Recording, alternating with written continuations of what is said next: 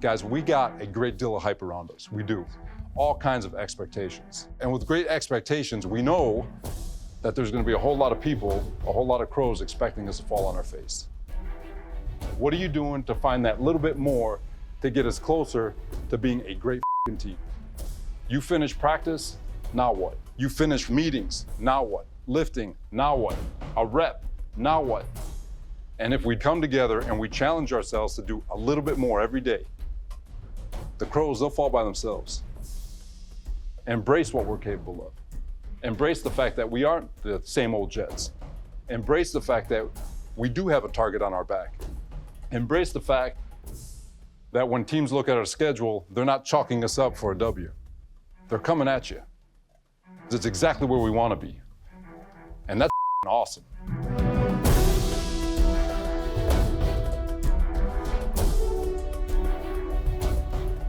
I'll remember this episode for the walk. That walk, which begins the latest season of Hard Knocks.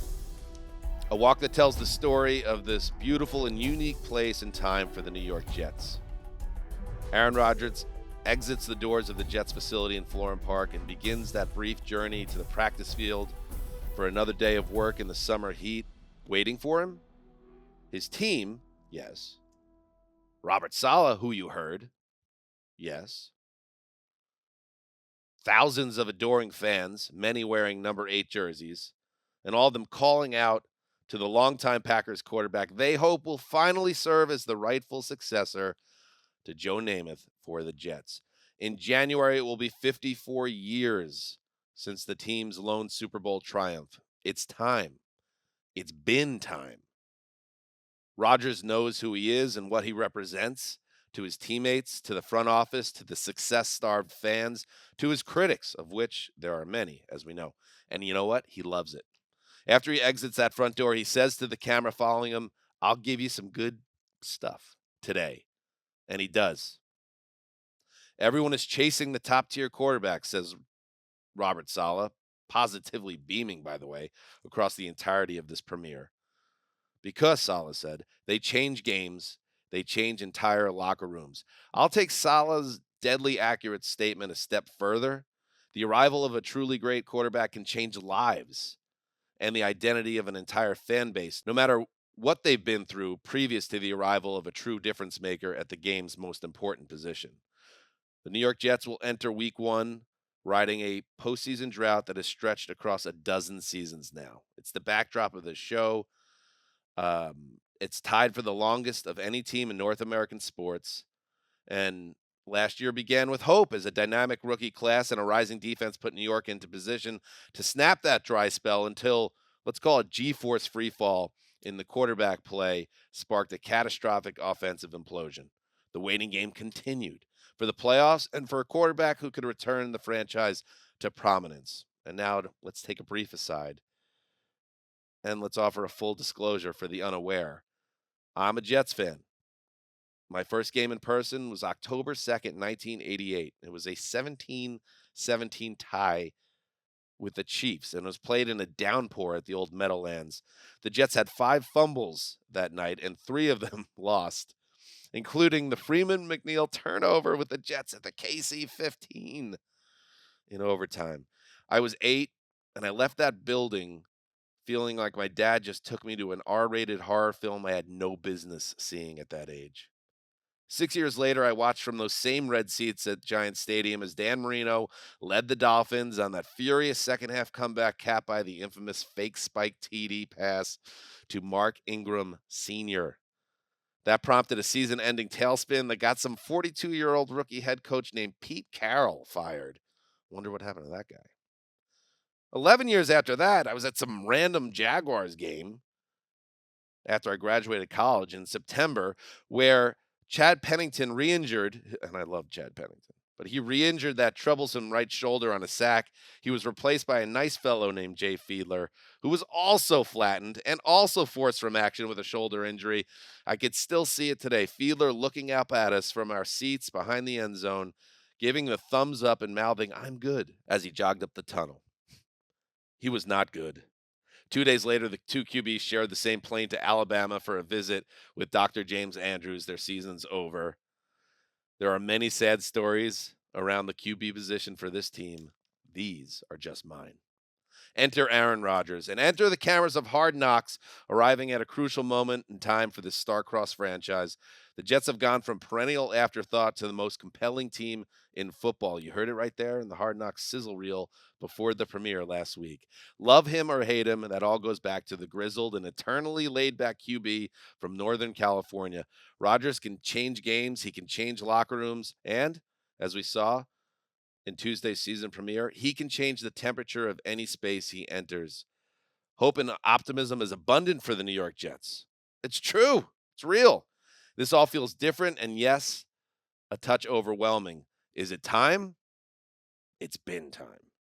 I am Dan Hanzus, and this is the Hard Knocks podcast, back for a second year in your ears via Around the NFL. My partner, Colleen Wolfe, will join us just a little bit later from the road. But let us start with a very special guest, a man who needs no introduction, but I'll give it anyway.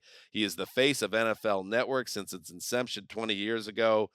He has his own show, The Rich Eisen Show, as well, and a man who bleeds green. Rich Eisen, welcome to the Hard Knocks podcast. How are you, brother? I'm very well. Really appreciate it, Rich. I talked at the top of the show. My first Jets game was 88. It was a 5-fumble affair and a 17-17 tie with the Chiefs and a downpour. And when did you lose your innocence as a Jets fan growing up in Long Island? Oh, I don't remember. Staten Island is where I grew up. Island, yeah, no problem. It's all the same island of New York City, except Staten Island, the fifth and forgotten borough. My brother was a Jet Met fan because that was back in the era of you rooted for the teams in the same building. Right. And so I realized early on that when Reggie Jackson and Catfish Hunter were winning the World Series in New York, I jumped off the Met and got on the Yankee, but stayed on the Jet. And I have somewhere in my house here my Wesley Walker jersey, that number 85 Wesley Walker jersey with my name and bunk number from Camp Loconda stitched into it. And I'm pleased to say that I survived the A.J. Dewey Interception Festival when Don Shula. Maybe that's it, Rich. Maybe that's your moment. Don Shula watered down the Orange Bowl turf to slow Freeman McNeil down. Yeah. And then I've been a Jet fan ever since, and watching Hard Knocks tonight was quite awesome. It was a lot of fun, and I have thoughts. If you want to fire away, go for it. Yeah. Why don't we get to it this way? Because I talked about that initial walk that Rodgers had onto the field that started things off, really kind of painted the picture of where this team is, both in, obviously you could feel the fans just wanting this to work and wanting this to be finally the end of this long wait. As a native New Yorker, Rich, I think about it, 54 years for the Jets. Remember, the Rangers finally got over the hump in '94.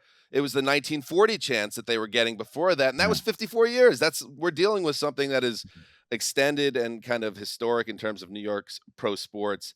How do you see Rodgers and how he has transformed this team? Because it seemed like a lot of the players were kind of in awe, and even the coaches. Well, so I'll be honest. Am I? I just was watching it, and I know this has been a reality since April, but I still can't believe he's a New York Jet, and he's happy to be so. And I know, it wasn't really covered in this Hard Knocks episode, the concept of his contract, that he forfeited money, and that he forfeited money that he could earn. Obviously, guaranteed money actually went up for him with the way that he constructed his contract. But the amount of money that he could earn overall over the 2-year period went down. And he's happy to do it. And he's happy that he's there. And he doesn't feel anything but excitement. And just seeing that is just, again, part of the scars from your, tie game and intercept, turnover-a-thon from the Chiefs and what I just mentioned for, my birth into the Jets fandom. It's just difficult to compute. I'm not going to lie. It's tough to compute that this is actually happening and seemingly working. Obviously, he even pointed out when Liev Schreiber said to him, all of New York's excited, and he basically said, we haven't played games yet. He understands how this works, and so far so good. It really is. It's too good to be true. I'm like waiting for shoes to drop, trapdoors to open up, and here we are on August 8th, and it hasn't happened yet. And we are coming up on Friday, 1 month from the opener against the Bills, and obviously that's when rubber's really going to meet the road. But right now, it's just great to see. And, obviously, one last thing to say here, and then I'll, obviously hand it back to you here for this conversation, is we're all looking at Rodgers, or at least Jet fans have through the last few months, through the prism of Brett Favre. Like, here we go again. That we're reaching, we're out of ideas and options at the quarterback spot. So let's take the Packers' longtime first ballot Hall of Famer GOAT at the end of his career and hope for the best. And clearly, this is a different scenario. Clearly, Rodgers is in a much better headspace. Clearly, Rodgers is in a much better body space as well. Favre was at the end of a very long consecutive games played streak road, and essentially used in the long run the Jets as a transfer portal to Minnesota as the vessel for his revenge on Green Bay. And I don't think Rodgers wants vengeance on Green Bay. I think what he wants is to win with the Jets, to do what Brady did at the end of his career. Except this one is he's coming into the AFC East as opposed to leaving the AFC East to get that ring that he's looking for. And whereas the young roster and the way things were constructed in Green Bay appeared to grate on him, he is loving being the OG in this situation. And I caught everything from the cameras and the microphones being picked up in Hard Knocks, that he appears to really relish the role that he is in. He's comfortable in it.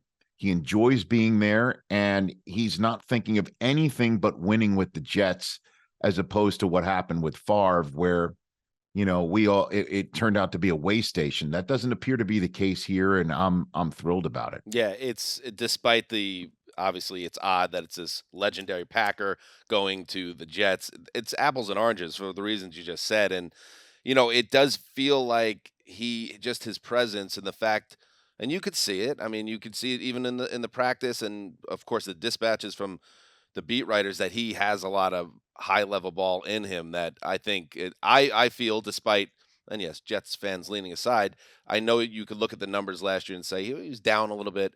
But there were injuries and there was a lot of drama around the Packers. This is a fresh start he needed, and I think he's really going to lean into that. And, I want to talk about it. I want to set up a clip here. Jeff Ulbrich, who's the defensive coordinator of the Jets, we know the story of last season. The defense was on the rise, and the implosion of Zach Wilson in the quarterback position really submarined a season that was looking very promising, ahead of around, Thanksgiving or so.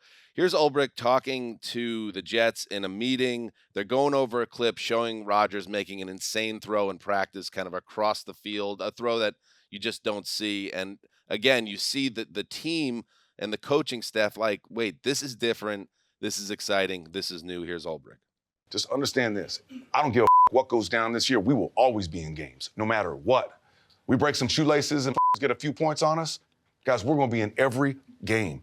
Guys, this is across the field on the back shoulder. Look at this. I don't know if there's any other human on earth that can make that throw. He's our quarterback. He's ours. He's ours. fucking awesome, man. And it's like, Yeah. Ulbrich speaks for all of us too, Rich. Like he's Yeah, I know. ours. He's our quarterback. Yeah, I know, and that dovetails a little bit into what we've already talked about. Two things from that moment in the Hard Knocks debut, because that did stand out. That's an excellent choice of a soundbite. That stood out to me because I thought it was the best inside meeting room truth telling, Hard Knocks at its finest, right there. Soundbite of the debut, quite frankly. But two other things. First of all, don't watch Hard Knocks around your 12-year-old son when the defensive coordinator of the Jets is on camera. I mean, that's number one. So we'll give that heads up to you. Are we going to hear from Tony Dungy again? Remember in 2010, Dungy saying Rex Ryan in the league should have a conversation? Well, I mean, really, but when I saw that, it was, again, just the first 15 minutes of and the whole thing. And, and I know Aaron Rodgers was saying how he had nothing but good experiences with NFL films. And that's the truth. When Liev Schreiber asked him point blank, why don't teams want to do this? And I don't like Liev Schreiber was just basically giving voice. I'm sure he loves doing this show and being the voice of Hard Knocks. And I'm sure he's beginning to get concerned that they're running out of teams that want to do it. So he asked that of Aaron Rodgers point blank. And I know Aaron's like, hey, some people think it could be a distraction, but I really like, NFL films. He did use the phrase of it being jammed down the team's throats when he was asked about it at the celebrity golf outing in Utah. So that's why Liev brings it on. But the issue, I think some teams don't, like being put out there is the dynamic here. That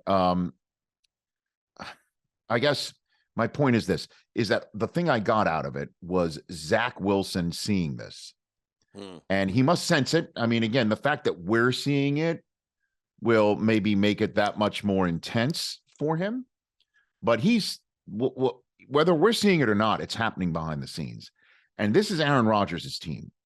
And the team is clearly relieved that he's there.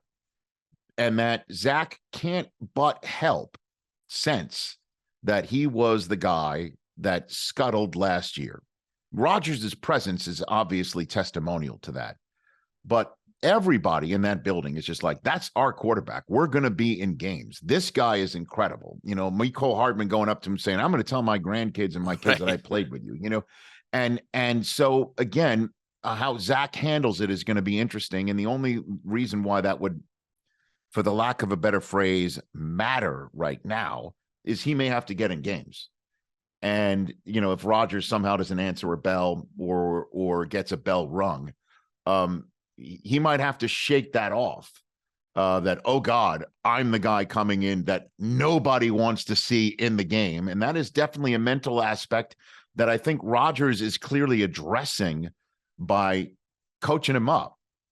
Which is one last thing as well, that if Rodgers deep down did think this was being jammed down the Jets' throats, this is basically a 60-minute documentary as to how awesome and cool Aaron Rodgers is and how his teammates feel. It was a big, fat, wet kiss to number 8 on the New York Jets. And credit to him, too. He even said when he was mic'd up, walking out to the field for the first time in practice, like he looks at the cameras, I'll give you some good today. And he did. He was engaging. He talked off camera, knowing clearly that he was mic'd up. And it was a fun first episode. But that soundbite caused me to think, how is Zach Wilson taking the clear relief and excitement that his teammates rightfully have that Aaron Rodgers is their quarterback? Yeah, following this team, a number 2 overall pick that as recently as this time last year, the idea was that he's the face of the organization. I thought it was telling that Saleh says in one of his comments, I feel like him showing up is successful because he's being asked what he's being asked to do is hard. Yeah, it is. Like this is highly humbling for a guy that's still very young and 24 years old, and then just to add a little bit more to the stew, like Rodgers, it was documented before any of this ever happened that Rodgers was Wilson's hero, and now he's in the building, and everyone's relieved that he's here to save the day from Oh yeah, Zach Wilson. it's because the day, it's compelling. Dan, here's the truth: the day needed to be saved. Right. Rodgers is there for a reason. Okay. And obviously, Rodgers has his own reasons for not wanting to be in Green Bay anymore and pulling the ripcord and giving up $35 million or so to go to the New York Jets because the Jets needed him. They were desperate to have him, that this team was ready to start to succeed. That's the other part about Hard Knocks as well. Certainly when you're comparing this team to what Favre came in on, this is a far more talented team than the one Favre joined. From the coach in Saleh being, in my mind, a much more ready for prime time and this moment coach than Eric Mangini, that's Garrett Wilson, not Jericho Cotchery, like this is Sauce friggin' Gardner. That's Quinnen Williams. I mean, and that's just three to name off the top of my head. I mean, this roster is deep. And this roster is hungry, and this roster is young and ready to roll. All you need is just to add future Hall of Fame quarterback with chip on shoulder and Zen in heart and mind. I mean, holy cow, this is real. It's the sense that I got right now. But what is real is they needed him, and Zach, kudos to him for, just showing up. But the part about just showing up that's tough is that everyone in the building is charged by Rodgers' presence. It's weird. And also ready to roll and follow his lead on every front. And clearly this is something that Zach didn't engender or earn last year. But that is the ultimate part about Rodgers' journey that starts from now, is that how it does play out this year is crucial. And next year, we're assuming he will be there, is crucial. But the end game scenario, I mean, Brady left and it's Baker Mayfield versus Kyle Trask on the same line as their depth chart in Tampa right now. We all know what the plan is for the Jets is when Rodgers does hand this thing back, is hopefully Zach Wilson will be a fourth, fifth, sixth-year pro that is imbued with all of this knowledge and confidence and talent, and off you go and you just keep going on, like, say, Favre to Rodgers.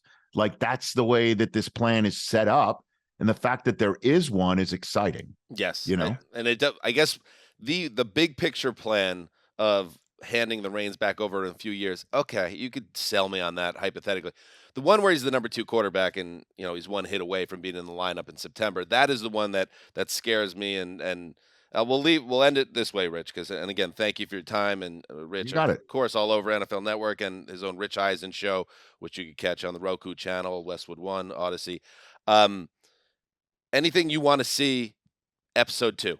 Anything you didn't see here that you're looking forward to them diving in on? Here's what I want to see, and I don't think we're going to see it. I want to see Dalvin Cook, what happened when he was there.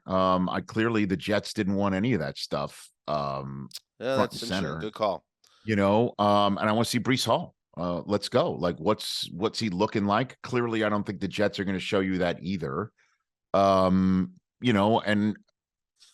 that's essentially it. And I just want to see this team continue to be a cohesive, chill unit, and again, I want to, I've been talking about the differences between the last GOAT to come from Green Bay to land in New York and be the hope of Jets fandom that we will finally reach a promised land. And you and I will cover a Super Bowl for the NFL media group and see the word Jets in an end zone,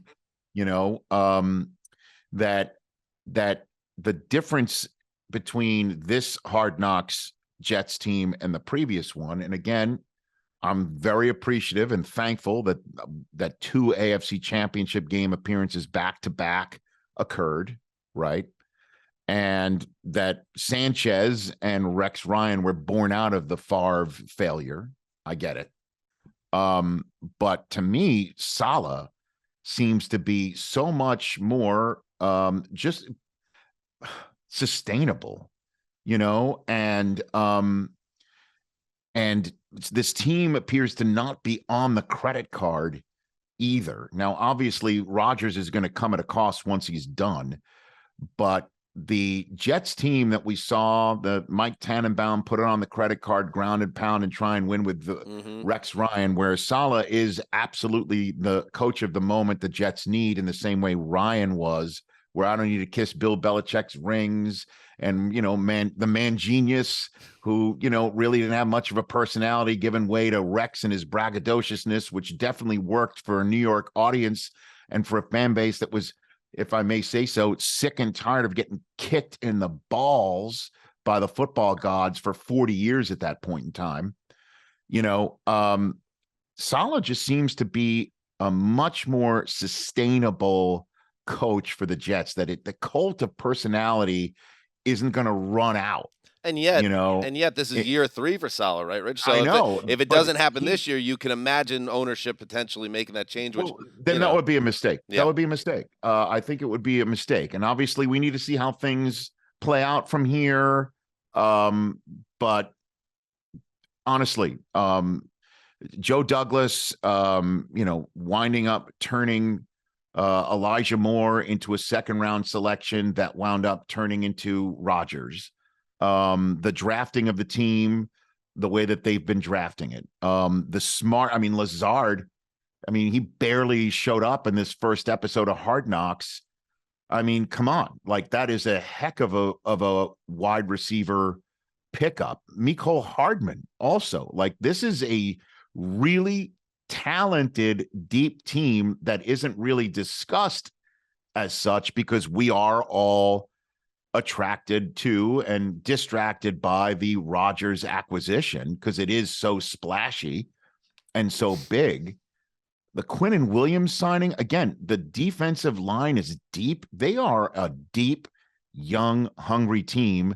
And I guess I'd like to see more of that over the next 2, 3, 4 weeks, but just let's keep it healthy and cohesive and hit the ground running on the first Monday night of the season, because that is a big fat piece of filet mignon. The Jets have, the league has served up to all of us on the first Monday night, then a trip to Dallas, then the Belichick visit, then the Mahomes visit, then the Week 5 game against Denver that wasn't on anyone's marquee until Sean Payton's comments hit open air, and then Jalen Hurts visit.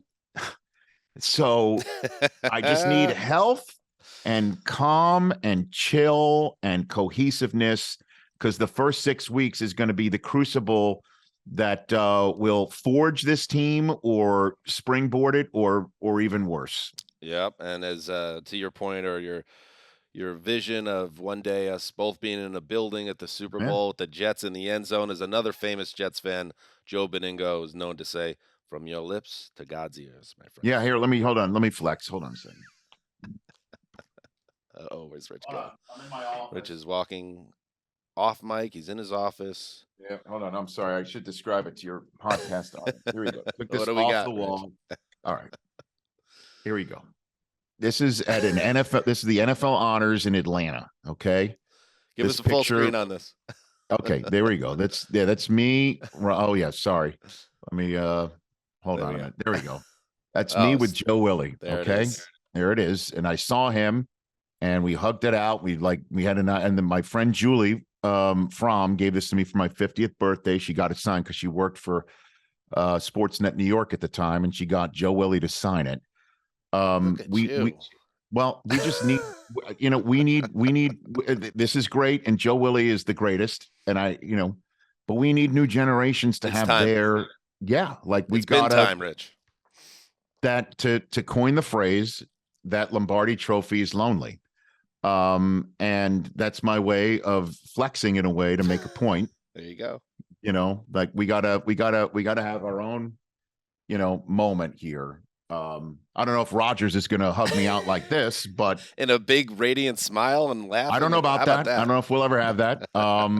but maybe I'll just surf off of Peter Schrager's newfound friendship. How about that? With him. And I like the Schrager's making of tweet where he explained how it all happened.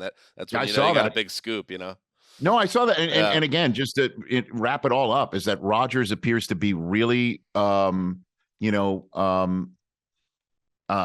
a really good state of mind here, and has really taken to New York and New York to him. And we will just see how it all works out once games are played and, adversity strikes. But so far, so good. And I thought the first episode of Hard Knocks was just surreal. That's the only way to put it. I can't believe it's happening. I can't believe it's happening. Rich, we are in the same boat. We are in the same boat, sir. Thank you so much, Rich Eisen. Check him out on the Rich Eisen Show, and of course on NFL Network. We're going to take a break and be back with Connie Fox. All right, welcome back. And as promised, she is my co-host on this wonderful podcast of Hard Knocks. She is the great Connie Fox, also known as Colleen Wolfe. Where are you, Coleen, right now? You should be in the studio with me. This is the premiere of the Hard Knocks podcast. I'm upset. I know, but listen, I'm here right now, and that's all that really matters. Even though I'm not physically there, Dan, I'm here with you. Very Aaron Rodgers like. Listen, I am in a hotel right now in Seattle, looking out at the beautiful skyline and the water. It's gorgeous here. I love the city. I'm not even sure I can leave. I don't know if I'll be back in studio because I might not ever leave Seattle, but it's great. I have Seahawks camp tomorrow, so I'll be on Inside Training Camp Live. Get that plug in. I like it, Connie. And, this is our second year doing this podcast. And, we've always been big fans of Liev Schreiber, the actor and longtime narrator of Hard Knocks. And Connie, let's get into the fun kind of nuggets from episode 1, but let's start with the Schreiber of it all because it was pretty meta in general that the narrator of the show gets put into the news cycle. Here's the backstory by Aaron Rodgers. Everything goes back to Rodgers, who tells reporters that one thing he was looking forward to in terms of being having the cameras and the whole vibe is Liev Schreiber because he's a fan of his work and so on and so forth. So what? The budget, Connie. What the budget of NFL Films on HBO? Do they split the check? They rent a helicopter to have the man flown in to the middle of the practice, and then you ask Liev Schreiber to narrate his own arrival on Hard Knocks. And as fans of this show know, this podcast, we do not have contractually the ability to use Liev's voice on this program. Legally, it's a big-time no-go. But we do have Jason Zumwalt to read transcription from an episode. Hit it. Sometimes, when a show is truly epic, it pulls out all the stops. Full disclosure, I wanted to drive, but the producers thought a helicopter might be more dramatic. Should have ironed my shirt. Zumwalt on point as always, the voice of God for ATN and the voice of God of NFL Films meeting once more. Connie, the Schreiber coming down to practice, awkward chit chat, all great stuff.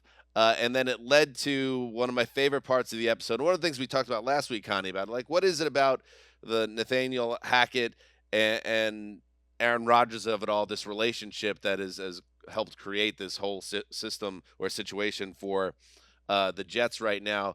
And here's Rodgers, who was just giddy about meeting Schreiber and thought that all these young 24-year-old quarterback and players around them should be super amped up about this veteran character actor. Here is Rodgers and Hackett kind of sniping at each other in a way that only good buddies can. Why don't you say hi? There you are. He's nervous. He wants to, meet people, feel comfortable. I know that. He's never been to a Hard Knocks practice. You know how excited he is to meet Aaron Rodgers? That's overwhelming. Just say hi. It's overwhelming for people. Just be nice. Hey, look at him. Hey, you got all dressed up for it? Aww. Looks great.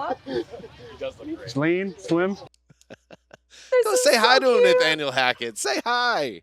It's Liev Schreiber. Okay, all right. I have so many thoughts here. First of all, Zumwalt, I almost forgot how accurate he is with these impressions. It is just so spot on. It's so well done. I love his Schreiber. The helicopter itself was so extra, but also so perfect. How much? I loved it. How much? I loved it. Are the Jets kicking in on it? Oh my! Of course, I have no idea. I Is it guess 20 I grand? mean, 30? Blade is like a thing in New York. It's almost like 5? a helicopter Uber. I have no idea. $600? Because I don't have that type of money.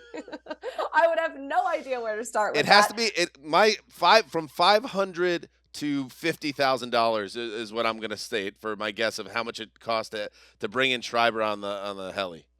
I would say definitely more than 500. I'm taking the over, but maybe they worked out a deal because they got the Blade promotion in on the show. So who knows? Who knows Right. what kind of strings HBO can pull? But the producers were absolutely correct. It was super dramatic. That's an insane entrance. And of course, Liev Schreiber he seemed a little bashful about it, which I kind of loved. And he also just kind of came off as a little humble in general when he talked about the fact that he doesn't really do anything. It's just his voice and he's just ripping off John Right. Facenta. Like that I was into. And I loved Aaron Rodgers sort of fanboying over him and thinking that everyone else was going to feel the same way. That exchange with Hackett was so cute.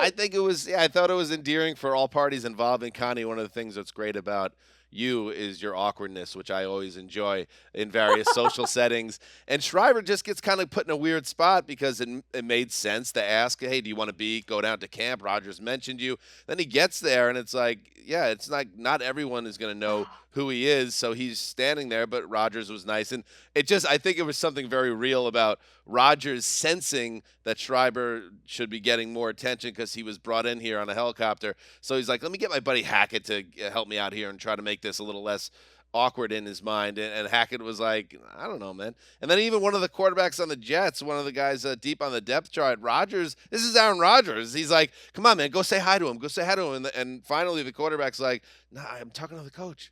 I can't. I know.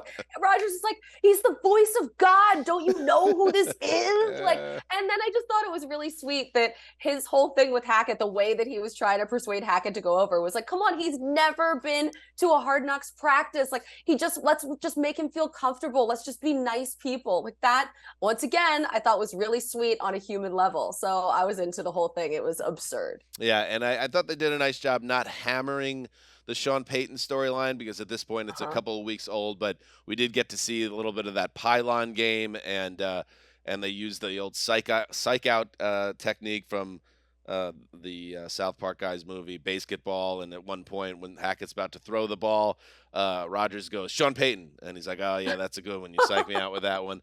But yeah, it's interesting. You also get more of an idea of Hackett, and maybe that'll come up a little bit later. What else kind of did you like from this episode? Okay, so there were a few things. I loved the music in this episode in general. There were so they many always songs. nail it with the music on the show. Always. God, I mean, they even had a little bit of the Police in there, I thought, as well. I knew that you would flag that.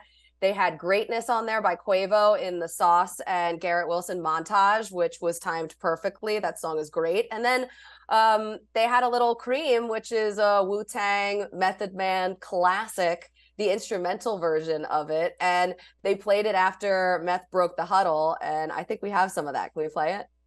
All right, I want to do a quote from Bill Parcells. Is that all right with y'all? Oh, yeah. All right. You can fool the whole world down the highway of years and take pats on the back as you pass. But your final reward will be heartache and tears if you cheat the man in the glass. Jets on three? 1, 2, 3. Yes! Whoa!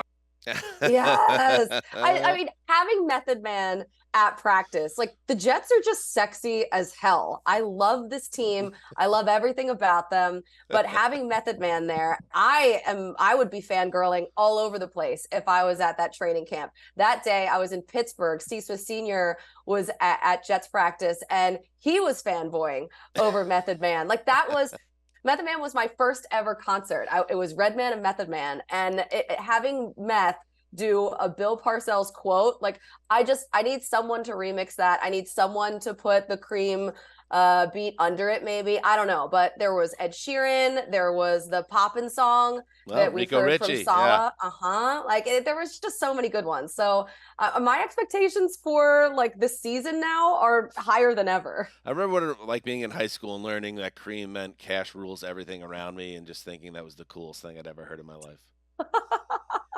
I mean, it's not true. Yes. The music is always epic on the show. I thought, and you're a Sala fan too, Connie, as we know. Big fan of his coaching. Yeah, sure. I thought it was so nice. I was very excited to get finally some context. When the Sean Payton thing went down, and he does the, if you ain't got haters, you ain't popping. But he's talking about crows and suffocating, and like I think everyone collectively was football fans like shrugging their shoulders, like what the hell is this guy talking about? And then it was very Dan Campbell-esque. Yes, and then you cut though to the opening of the show, and we heard the tail end of his speech at the top of our recap here, or our podcast. But at the beginning of the first thing we hear from Sal is explaining the theory that the crows, they're the only bird crazy enough to go after hawks, and the hawks have the ability to... Eagles have the ability to fly high, and then the crows get too high and they suffocate and fall to the ground and die. And I was just like, thank you. I needed a little bit more. I was a little concerned that my team's head coach might be going crazy. Now I'm like, okay, it kind of connects to a private conversation he had with the team, and now it all made sense. Thank you for context and clarity on the crow thing. I'm happy about that. I did also enjoy, as he was giving that whole speech, that there were just guys like that were getting really into it in the background when he was talking about the crows just like falling to earth and dying. Right. And they were like, let's go, the crows are gonna die. Right. And so like, I was like, I don't know, it feels a little disturbing. And I'm picturing like Sean Payton going too high into the altitude and then just like free falling to his death and earth. It's pretty hard. Like, he went pretty hard with that. What are some other things that you liked in the episode? Okay, so I felt like we got an early indication of our underdog for the season, Chaz Surratt, the linebacker. It seemed like Saleh absolutely loves him, but he's also like a third string guy. And I think he played one game last year for the Jets. So I am interested to see if that ends up being a thread throughout the season. What part of the episode was he? I'm kind of not tracking that one. This was in the Hall of Fame game. Right. He had an interception, I think, in the Hall of Fame game. And Saleh was like, he's so fast. That's my guy. Keep stacking. He's so good. Very, very good. Astute. You're a Hard Knocks fan. When they have the coach mic'd up doing something in a game, they are going to come back to that player and track him. And I thought Rich Eisen made a good point earlier. It seemed like a mortal lock that Dalvin Cook would be in this episode after the hoopla around his visit to the camp and taking a physical and taking selfies and all that. And then I was thinking in my head, I was like, is that a little bit of a hint that maybe the Jets are looking to distance themselves from that situation? Or more likely, Hard Knocks producers are waiting for that storyline to see itself through, and then they could kind of use all this footage that they got earlier in camp and tied together with his arrival, maybe as soon as episode 2. We shall see. I would think that it's the latter, because I was kind of thinking the same thing. I also, just as like a final little note, I kind of loved that Jason Garrett randomly caught some strays in the episode. Like, that was so random. And the guys were like, we can't have the ops in here. And they were like, is that Jason Garrett? Is that the Cowboys ex-coach? Wasn't he with the Giants? Like that. Yeah, I had kind of love deep down. I had a bit of a dad moment, and Eric Roberts, the producer behind the glass, had to help me out with that. Eric, what was your description of what Jason Garrett being compared to ops? What does that mean? It's like usually like police, snitch, the rivals, opponent. You don't want to mess with the ops. You don't want to do it. We don't need ops in the building. We don't need them on the practice field. Yeah. Mm-hmm. Thank you, guys. Dan, next episode we'll tell you what the block is hot means. I know what cream means. Let's do MVP. It's time. Okay. All right. Okay. So, great. Listeners, new listeners, hi. How are you? I'm Dan, and that's Coleen. Speaking of awkward, we do an MVP, but it's a voting system. And you just heard from Eric Roberts. Eric, this all falls on you. Our great former producer, Justin Graver, handled these duties last summer. We need someone to tabulate this and track it. Connie and I cannot do it. Connie actually privately told me last summer, I'm talent, I don't do math. Right. And I was That's like, true. what? That was weird, but Yeah, also I true, don't. and I agree with that. So here's the system. I don't know if this is the point system last year, but it is this year. It was complicated last year. I have no idea. So maybe it's the same one. I listened back and I remember the term vector point scale or something vector like that. point scale. That sounds cool. Whatever that is, we're going to do it again. So it's a vector scoring system. First place, we're going to do a first, second, and third place MVP vote every episode. And then we're going to tally it up at the end of the year and then name Hard Knocks MVP. First place vote is 6 points in the vector system. Second place vote is 4 points.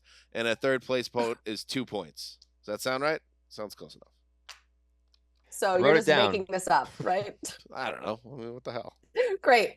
All right. Sounds right to me. Who's your third place MVP vote for episode 1 of Hard Knocks training camp with the New York Jets? Okay.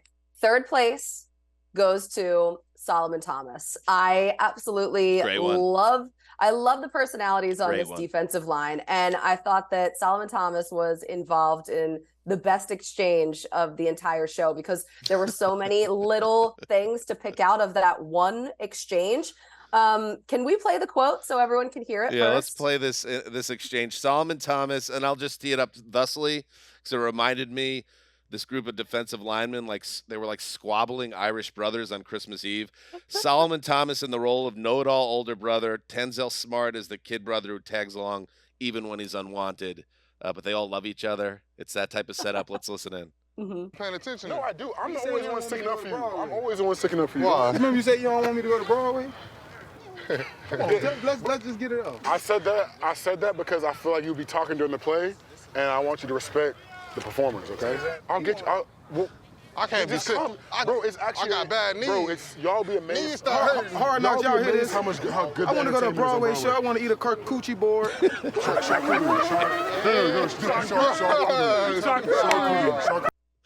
Oh my God.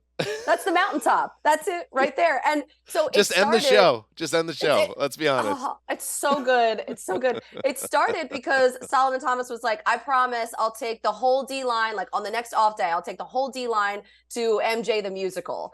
And then John Franklin Myers was like, well, we want a suite. And Solomon Thomas was like, there's no suite, bro. Like, and then it kind of like went on from there. So I just kind of loved the idea of the defensive line going to a Broadway show together and then bickering about the seats, wanting a suite. And then obviously the charcuterie board of it all was perfect. A perfect ending. Right. Tenzel Smart thinks like Broadway is like Ford's Theater, and he would have one of those gold like little binoculars that he'd be watching up from the top. That's a charcuterie board that is outrageous and beautiful, and I love it. Great third place vote. I will go with for my third place, and it's tough, but I will give it to. I want to give it to Liev Schreiber, but I think that'll be a waste of my vote just because I don't imagine he's going to insert himself in the program. I feel like you need to focus on the now. Be present right now. Who do you want to? Don't even think about the next voting. Nathaniel Hackett. Okay.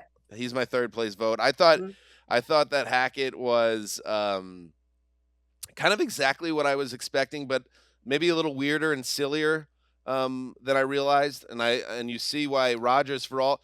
So I think there's something there when you see all these young guys going up to Rodgers, even someone like Sauce Gardner, who's an instant superstar.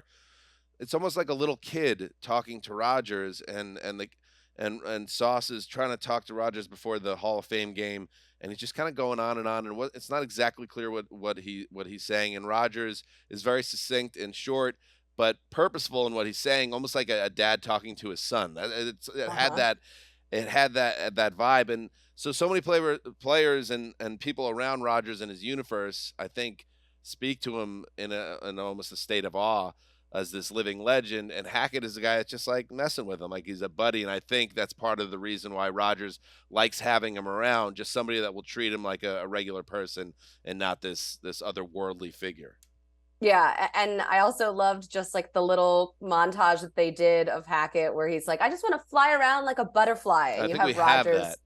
Ooh, let's hear it. I want to hear it I just again. want to fly around like a butterfly. We might be using that often. I also want to thank Hackett, and I don't know how this is, because I was just at Cowboys camp, Connor. You're not the only one going to camps. Oh, look at you. And Mike McCarthy is still doing Mojo Moments over there, which is a callback to the second Austin Powers movie, which I thought was okay. The first one, total classic, Stone Cold classic comedy of its era. Second one, Spy Who Shagged Me. It's fine. Third one, I thought was kind of a mess and kind of a disaster. Goldmember, but Hackett loves it so much that he bases entire like schemes and discussions about Red Zone, which he calls the Gold Zone because of his obsession with Goldmember, the sequel. And I'm not down with Goldmember, but I am down with anything that leads to Aaron Rodgers saying gold genitalia on premium cable. I'm down with that. I flagged this as well. I love Hackett's obsession with Goldmember, and then Aaron Rodgers talking about it and saying like that Hackett wants to know about like how he got his gold genitalia, where he likes to party, how he roller skates, like that whole thing. But I also loved, by the way, Rodgers' story about Hackett and the fact that Hackett, when he was in Green Bay, noticed that Brian Bulaga wasn't celebrating with the team On after touchdowns. And that, Hackett loved the Lambeau Leap, but also wanted them to celebrate with teammates as well. And so then he ended up getting Bulaga to celebrate. And it was like, oh, that's so nice that he cultivated this team-friendly atmosphere and these like relationships between people. So I'm with you on that. That's a good one. All right, your second place vote for MVP of the episode. Okay. My second place vote goes to Aaron Rodgers. Now, oh wow, upset. I know. That's terrible. Know. I don't agree with this, but go ahead. Well, you have yours, I have mine. Rodgers, I think, has the constant main character energy throughout the whole show. Yes, he was like chewing up scenery in the beginning. And I love the fact that his teammates love his personality. They talk about how cool he is, and they talk about whatever they say on TV about him is a lie. And there was a whole thing about his no-look passes. But I especially love the fact that he was so complimentary to and about Zach Wilson. And he was talking about Zach Wilson's no-look passes and working with him and answering his questions and celebrating with him after that bomb of a pass in the Hall of Fame game. That was fun. Also alluding to his off-season hobby of psychedelics, perhaps. You can connect those dots if you want. How about his handshake with sauce? Well, that will be part of another vote. All right, hold that thought then. We talked about it with Rich Eisen a little bit that Wilson is in such an awkward situation, and you can see that's Rodgers in his way trying to make a awkward situation a little bit less awkward by making him seem like he's still a guy that you could get excited about. By the way, stray thought about Zach Wilson. No heat. You don't have him coming up again here, do you? No. Is he getting younger?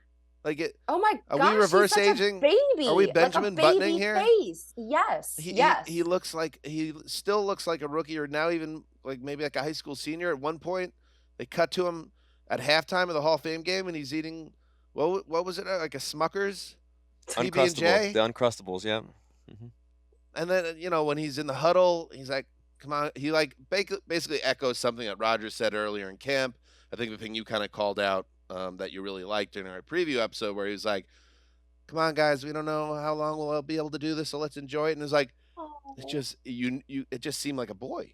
He's like a kid brother. And the fact that Rodgers is there, which is the epitome or the opposite end of things, this grizzled veteran approaching age 40. It's wild. It's not really a shot at Wilson. It's stunning, really, how cherubic he still appears to be. He needs, what he needs? A beard. How about that? If you can do it, Zach, it might be time for the beard. It might be time. All right, my second place. I think we flipped. So I have Saleh as my second place, and it's not a shot on Saleh. I think he was exactly what I thought he was going to be, and it is, brought it up with Rich. There's a lot of pressure on Saleh here.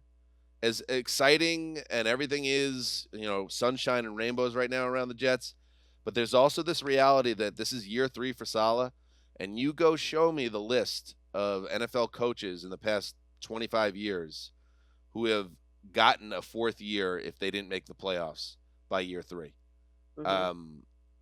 So it's in a playoff or bust year potentially for Saleh. He obviously feels like he's in a very good spot, and he is. And one difference we talked about earlier about how different it is beyond just the obvious, the Favre and Rodgers of it all. And Rich had mentioned that Favre was joining a much less talented team than Rodgers is, and that's true. But also a difference in these situations, 2008 to 2023, is how much better the AFC is now compared to the field in 08. Remember, in 2008, when Brett Favre was there, Tom Brady blows his ACL in game 1. Yeah, that's right. And is out for the year. That was a wide open conference this year. You look at the AFC now, and it is a gauntlet. The top of the season's a gauntlet for the Jets, and there are so many teams that are just starving, like the Jets, the Bills, the Bengals, to name just 2. And then, of course, the Chiefs are there waiting.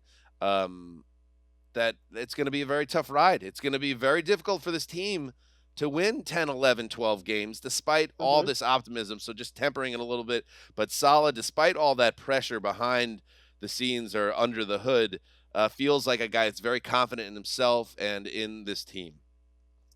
I love me some Robert Saleh. I actually, when I was at Niners camp yesterday, I asked Kyle Shanahan like how he's going to be on Hard Knocks and like how he like will actually like secretly deal with it. And Shanahan was like, oh my God, he's going to pretend like he doesn't like it, but he's going to love it. He's going to make sure that he lifts his weights before the cameras turn on, that he has a fresh shave, like he will be ready for it. Oh yeah. However, he's not in my MVP voting. I need to pump the brakes a little bit. It's a long season of Hard Knocks. So my number 1 is a little bit of a surprise. Whoa. Yeah. You could cost Saleh MVP by leaving him out of the. You ain't got no haters, you ain't popping. Yeah, come on. You leave him out of the vector scoring system for an entire week. That's trouble for his chances to win the whole damn thing. So it shows what a fan you actually are. I do want to hear now. Now I'm fascinated. Who's number 1? I know. So my number 1 MVP, and it really was because of this handshake. For me, it's Sauce Gardner. The handshake was so good. I knew you'd like that, Connie. They take a hit of something, then they put it out on another teammate. It's creative. It's fun. I haven't seen it before. I also just love the dynamic of him and Garrett Wilson. They have such different personalities, but they're so competitive, and Sauce is such a chirper. Like you could tell he just loves to get under people's skin. And then you have Garrett Wilson, who's kind of like this sweet, boyish kind of guy next to him. And Sauce is just very fiery and sassy. And then I just also love that he graduated. That was nice. And when he was putting on his graduation cap, his family was like, he doesn't want to mess up his hair. I felt that. I really felt that in a way that I was there. I hated putting on the graduation cap. I hated getting my picture with it on. It's kind of a silly look altogether. That's maybe something we could kind of transition out of as the years go on. Why not? Why are we still doing this? I like the fact that he said it felt like a game day, but he wasn't nervous, and it was sweet that everyone was coming up to him and being like, "Have a great season." Yeah, and he said that nice. He didn't have a chance to graduate high school because he was in camp already. So this was the first time that he actually got a chance to walk across the stage, and I thought that was nice. I mean, I could picture it right now, like a cranky column from Phil Mushnick in the New York Post, like explaining why that handshake between Sauce and Rodgers is everything that's wrong with the Jets and sports in America or whatever. Calm down, take a seat, relax. That was just 2 guys having fun and enjoying. And Rodgers, obviously famous for his extracurricular activities, which haven't slowed him down from winning 4 MVPs and a Super Bowl. Love it. And it was great as advertised and as predicted on our preview episode. I think Sauce and seeing Gardner – Sauce and Wilson on the practice field together is just fun. And it's just like these 2 guys are the future of the Jets and potentially a future kind of the AFC, and here they are going at it every practice. Someone might say, and I won't because it's cheesy and cliche and overdone, that iron sharpens iron. Oh my Colleen. God, do not. But I will I've not heard say it. I've heard it at every single camp. I honestly, like, it's iron versus iron season is training camp, and like that, there's nothing we can do about it. Right. And yeah, so my first place vote does go to Aaron Rodgers, and I think he absolutely, like Saleh, has leaned into this, and despite all the talk about we don't want to do it or stuff you may have heard, Rodgers is all about it. Rodgers loves this moment. He loves this time, and I loved how the way the episode started, kind of tying back to how we started today's show. That walk to the field, and just a guy that's basking in this moment in this second act to his career. He could say he went into the darkness for 5 days and was 90% retired. I watch a guy, hugging Randall Cobb after the DeMarcus Ware's national anthem and saying, "I love you." It's, that never gets old, brother. Love you. And seeing the passion he has for the sport and talking with the guys and just chopping it up and obviously the skill he still has and how easy he makes it all look. This guy was not going to retire. It was all part of a bigger, idea with Rodgers and a conversation that's fair about, is this guy for real? Or is he full of it? Who is Aaron Rodgers? But, some people might even say bad things about Aaron Rodgers. But to that, not me. You can reply, whatever they say about Aaron Rodgers on TV is a lie. Yes, that is true, or maybe it's not true. I don't know. But I've been vocal in criticism of Rodgers in the past, but he is the right guy for this team right now. And I thought this episode showed that he is kind of the sun in which all the planets around of the New York Jets are rotating around. So Rodgers gets it for me, and we'll see where things go from here. Connie, anything else you want to get in before we say goodbye? No, I think that was a great first episode. Great start. I agree. I love this. They started, they came out swinging. And so I expect this rest of the season to be just as good, because I was stopping myself from texting you the entire time in real time as I watched it. We're going to have a ton to talk about. Connie going to be back in studio with me next week? I am. I love it. Connie and Dan together. And hopefully you with us along for the ride as we go through each of the 5 episodes. And just like this one, it lands Tuesday night right after the airing of Hard Knocks. And it's there for you, for us to discuss this great show and this very interesting Jets team. Until next week, heed the call.